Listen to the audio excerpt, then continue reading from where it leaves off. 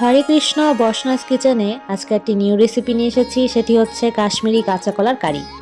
প্রথমেই কাঁচকলার খোসাগুলোকে এভাবে আমি কেটে নিব।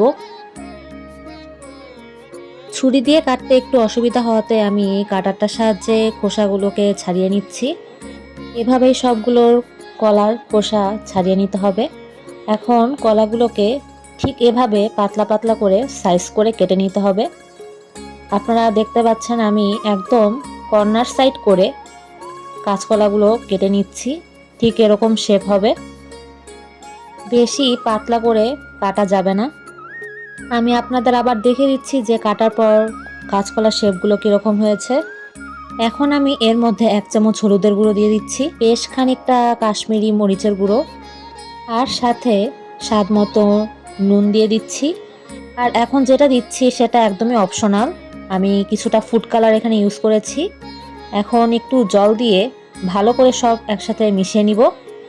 এই তো সব মশলা একসাথে মিশানো হয়ে গেছে। এখন তেল গরম হলেই আমি এক এক করে কাঁচকলাগুলো এখানে দিয়ে দিচ্ছি।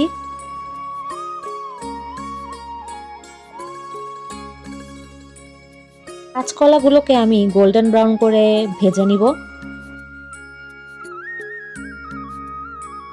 আপনারা দেখতেই পাচ্ছেন আমাদের কাঁচকলাগুলো ফ্রাই হয়ে গেছে। এখন একটি পাত্রে নিয়ে নিচ্ছি।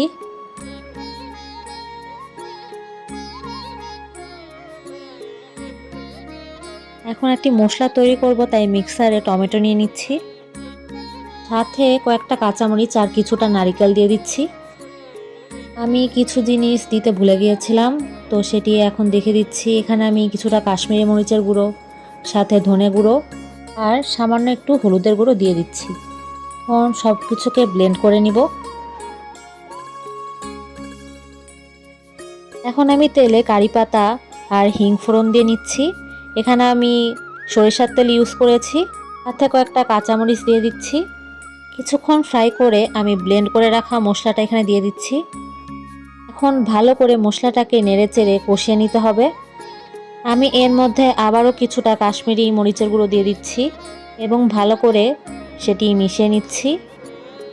আমি এদিকে কিছুটা ম্যাজিক মশলা ইউজ করছি। আপনাদের যাদের ম্যাজিক মশলা নেই আপনারা সাম্বার মশলা ইউজ করতে পারেন। মশলাটাকে বেশ কিছুক্ষণ যাবত কষিয়ে নিতে হবে। স্বাদ মতো এখানে লবণ দিয়ে দিচ্ছি। আপনারা দেখতেই পাচ্ছেন আমাদের মশলাটা কষানো হয়ে গেছে। এখন এক এক করে ভেজে রাখা কাঁচকলাগুলোকে আমি এখানে দিয়ে দিচ্ছি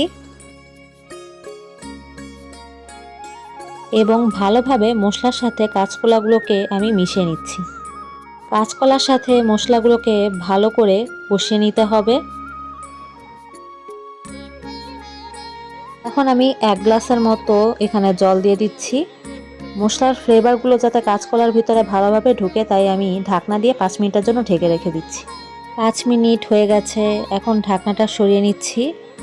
আমাদের কাশ্মীরি কাঁচকলার কারি রেসিপি প্রায় কমপ্লিট হয়ে এসেছে। এখন আমি কিছুটা ধনেপাতা এখানে দিয়ে দিচ্ছি।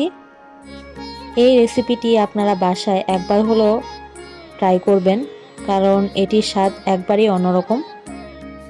এখন ভগবানের ভোগের জন্য আমরা একটি পাত্রে নিয়ে নিচ্ছি। অনেক দিন পর আপনাদের সাথে রেসিপি শেয়ার করলাম। আশা করি আপনাদের এই রেসিপিটি ভালো লাগবে আর আপনারা অবশ্যই এই রেসিপিটি ট্রাই করবেন। আর বেশি বেশি করে এই রেসিপিটি আপনারা শেয়ার করবেন, যাতে বসনাস কিচেনে আরও নতুন নতুন রেসিপি আমি নিয়ে আসতে পারি। হরে কৃষ্ণ।